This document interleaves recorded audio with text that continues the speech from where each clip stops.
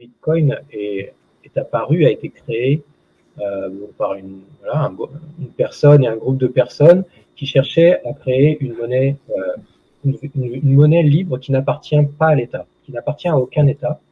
Donc une monnaie qui serait créée pour les gens et que les gens pourraient utiliser et échanger librement de la valeur. Donc, ils pourraient échanger de la valeur, sauf que là, c'est librement, ça n'appartient à aucun État. Et au final, ça invite à découvrir qu'est-ce que c'est qu'une monnaie. Et au final, une monnaie, si on y réfléchit bien, on appelle de l'argent qu'on utilise une monnaie, c'est juste, ce n'est qu'une histoire de comptabilité. C'est-à-dire, on tient un registre comptable des échanges qui sont faits. Combien je détiens, combien l'autre personne détient, combien on échange. Tout ça est enregistré dans un registre comptable. C'est comme ça qu'à la base, les choses se font. Donc la blockchain, c'est ça, c'est un immense registre comptable des échanges de valeurs qui se font entre les gens.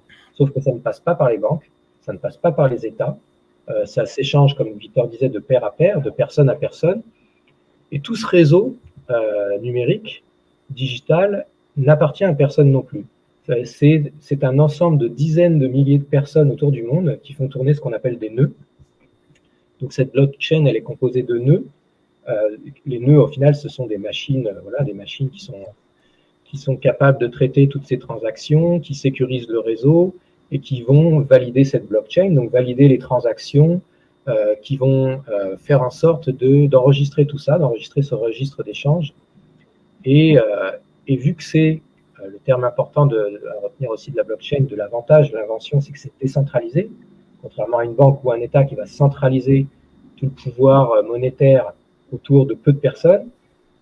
Cette monnaie est créée et elle est décentralisée autour de dizaines de milliers de nœuds de personnes qui font tourner ce réseau, qui permettent à cette monnaie d'être échangée librement.